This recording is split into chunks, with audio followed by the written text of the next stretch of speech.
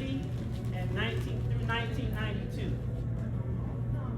I was recruited out of a junior college, as Coach said, called Cola in Marianna, Florida. Okay, I'm from Port St. Joe, Florida.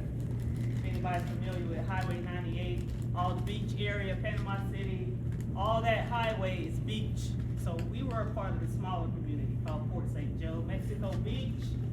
A hurricane went through there probably about 7 to 8 years ago and wiped it out. It's a Tyndall Air Force Base station there that was affected as well. All of that is from all of that is located where I'm from. So I came here. To be honest, I didn't like El Paso. It was totally different from Port St. Joe, Florida. But it grew on me. I met some great people, and it ended up being a wonderful place, a magical place for me. And I'm truly grateful for being able to play here. Where do you live now? I live in Tampa, Florida. I teach kindergarten, All right. and my playfulness has brushed off with those children, so they love that I'm not an adult all the time. I play with them. But when it's time to learn, I'm very strict.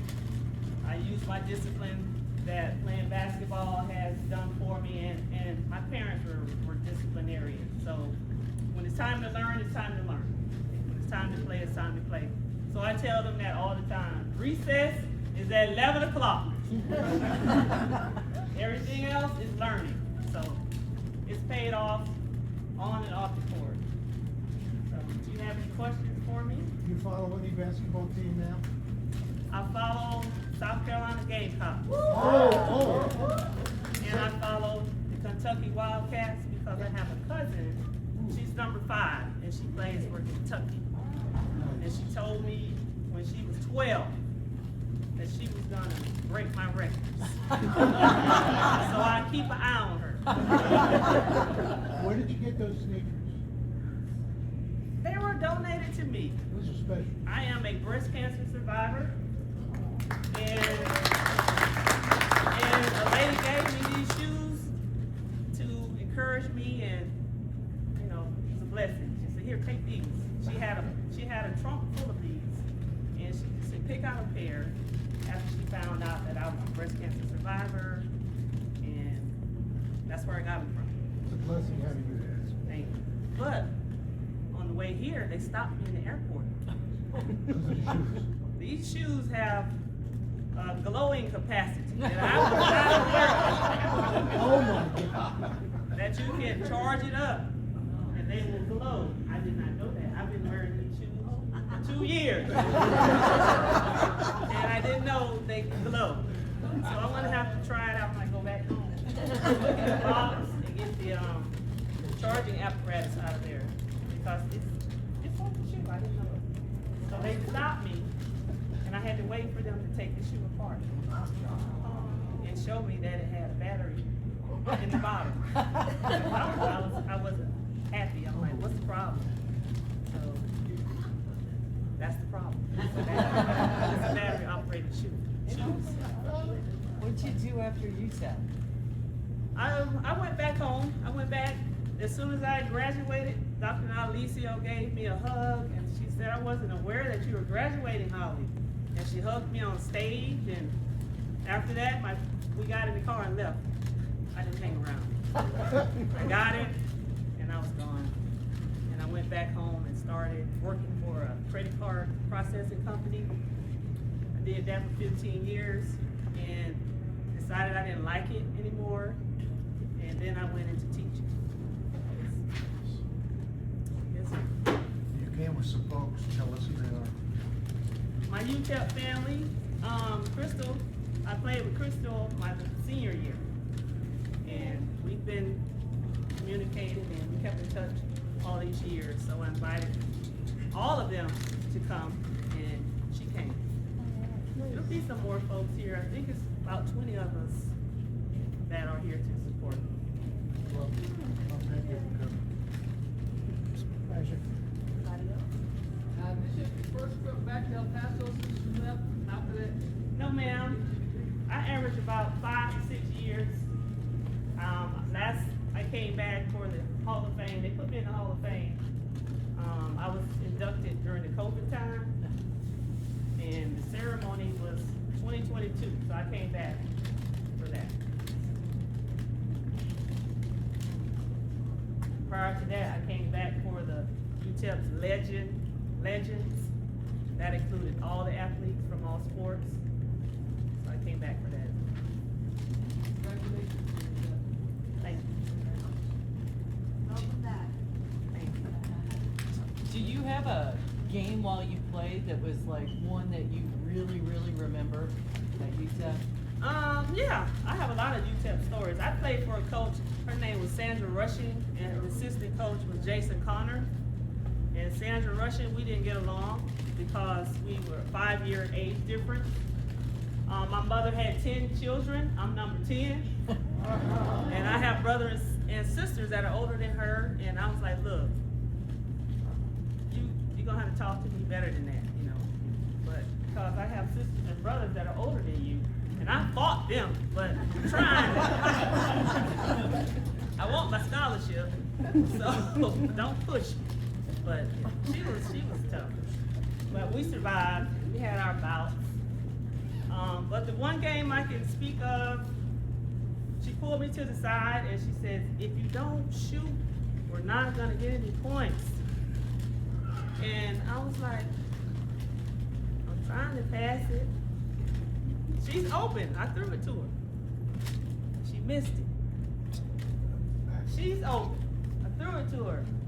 She missed it. So, boop, timeout. She was like, look. And she grabbed my jersey. I didn't like that. So I'm like, you don't have to do that. But if you don't shoot, we're not going to get any points. Okay, so I shot 42 points. Let's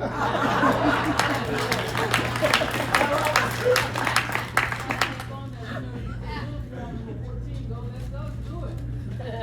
42. I think that's still a record. No one's broken it. Wow. So yes, that's the one I remember. What was your shot, your go-to shot? My go-to shot was, I was a triple threat, even though I'm small stature, but I was a penetrator and a pull up from like the 13, 14 foot area and shoot it right there. I did that a lot. And then when they closed that off, I stepped back and shoot the 3-point. And when they couldn't stop, when they take off the 3-point line, I drive the basket. So I did all that. No, ma'am. I have a dog. I have a lot of nieces and nephews. Like I said, I'm the number 10, so they were older and they were having kids. And guess who the babysitter was? Bring it to grandma, and I had to keep it. So that kind of messed me up. That was a lot of work for a 14-year-old. Yes, sir. Do you think basketball was better then than now? You know, we're gonna represent the old school. Yes, I like the way we played. Cause we didn't just look for the 3-point line. We tried other avenues to score, and we played defense before we scored. We had to play defense first before offense. It seemed like they play offense. They don't play defense now. That's just my opinion. You're right.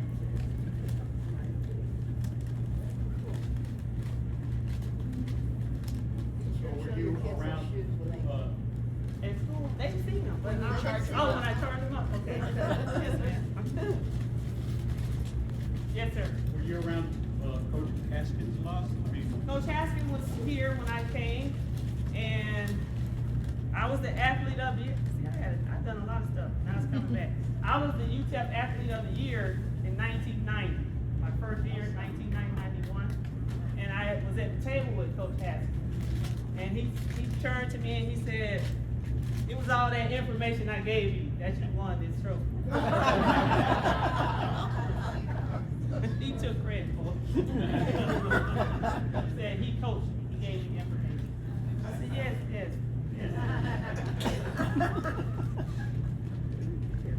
That was my interaction with him.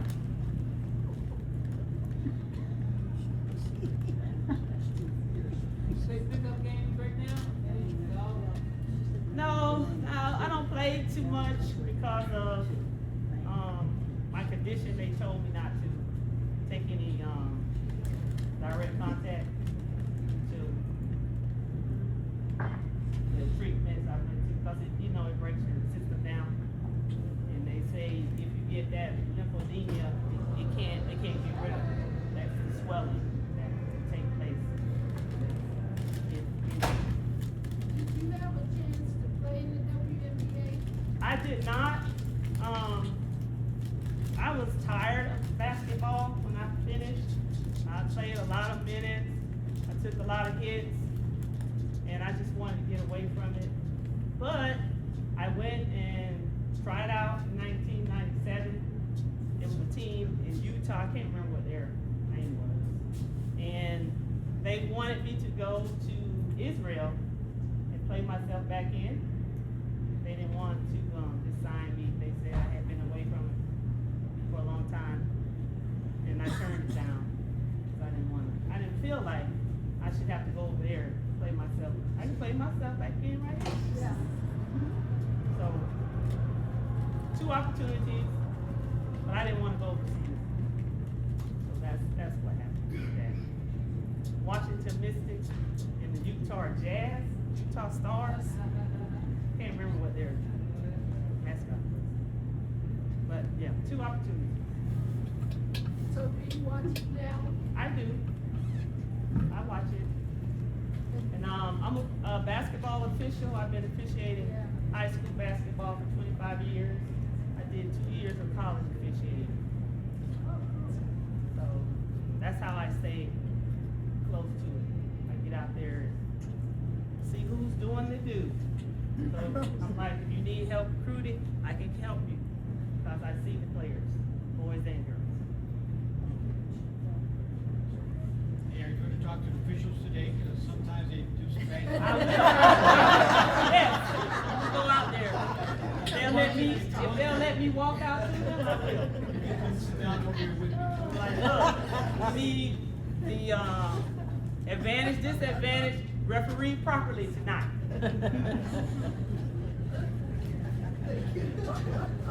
I sure will. That's what we say. We are refereeing the advantage, disadvantage, That means if you bigger, you're gonna get the calls. Smaller people don't get the calls. I know what you're saying.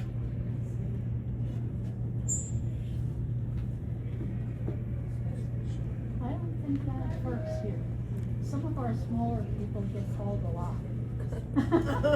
Yeah. They get calls here, the smaller ones? Yeah. Oh, yeah.